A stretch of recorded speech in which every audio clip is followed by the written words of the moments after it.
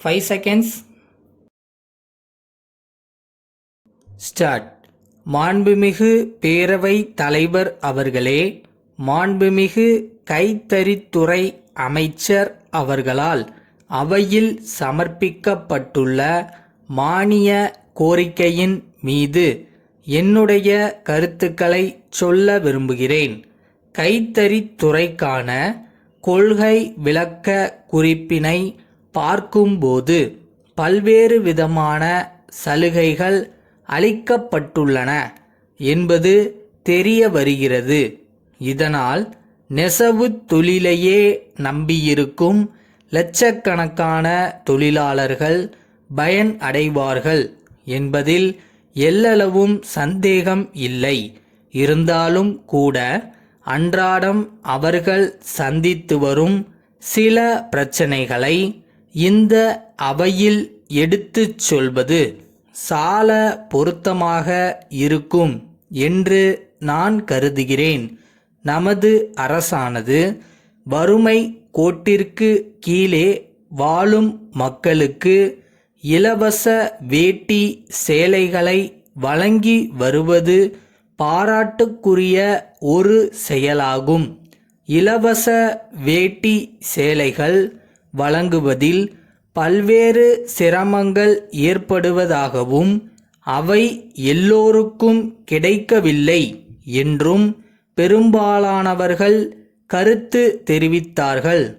எனக்கு முன்னர் பேசிய மாண்புமிகு உறுப்பினர்கள் பலரும் இதே கருத்தைத்தான் வலியுறுத்தினார்கள்.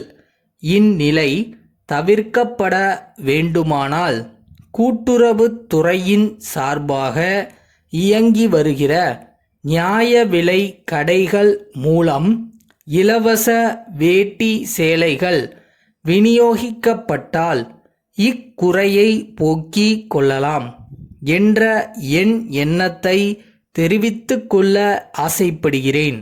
அடுத்ததாக, நெசவாளர்களுக்கு அன்றாடம் தேவைப்படும் சிட்டா நூல்கள் குறைவின்றி கிடைத்திட ஆவண செய்திட வேண்டும் என்றும் கேட்டுக்கொள்கிறேன்.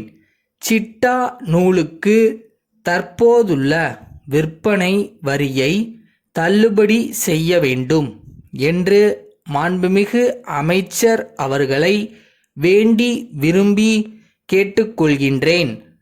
ஏழை கைத்தறி நெசவாளர்களின் வாழ்வில் ஒளியேற்றும் வகையில் இவ்வரசு கொண்டு வந்துள்ள பல்வேறு நலத்திட்டங்களையும் நான் பாராட்ட கடமைப்பட்டிருக்கிறேன்.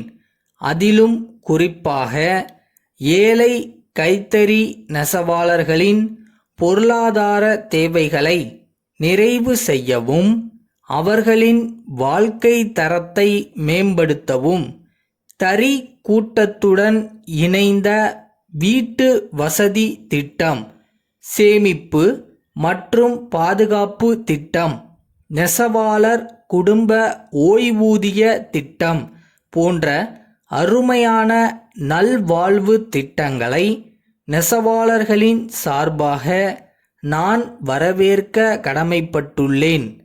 கைத்தறி என்கிற போது விசைத்தறியையும் நாம் மறந்துவிட முடியாது. தமிழ்நாட்டை பொறுத்தவரையில் கைத்தறியும் விசைத்தறியும் ஒரு தாய் வயிற்று பிள்ளைகள் போல கருதப்படுகின்றன. எனவே விசைத்தறிக்கு தற்போது விதிக்கப்படும் மின் கட்டணத்தை சிறிது குறைத்து வசூலிக்க வேண்டும் என்று கேட்டுக்கொள்கிறேன். காரணம், விசைத்தறியாளர்கள் அதிக அளவில் மின்சாரத்தை பயன்படுத்தக்கூடிய நிலையில் இருந்து வருகிறார்கள். அடுத்து, தமிழ்நாட்டில் பரவலான அளவில் சாயப்பட்டறைகள் செயல்பட்டு வருகின்றன. அவற்றிலிருந்து வெளியேறும் சாய நீர் அருகில் உள்ள ஆறுகளிலும் நீர்நிலைகளிலும் கலப்பதால் மக்களுக்கு தேவையான குடிநீர் பாதிக்கப்படக்கூடிய வாய்ப்பு உருவாகியுள்ளது. அரசு இதை தடுக்க நடவடிக்கை எடுக்க வேண்டுமென்று கேட்டுக்கொள்கிறேன். அரசு கல்வித்துறை செயலாளர் அவர்களிடமிருந்து பள்ளி கல்வி இயக்குனர் அவர்களுக்கு எழுதும் கடிதம். ஐயா, சமீப காலமாக அரசு நடத்துகின்ற பள்ளி இறுதி தேர்வுகளில் தேர்வு நேரத்தின் போது மாணவர்கள் ஒருவருக்கொருவர் விடைகளை பார்த்து எழுதுகின்ற நிலை இருந்து வருவதாக புகார்கள் அரசுக்கு வந்த வண்ணம் இருக்கின்றன.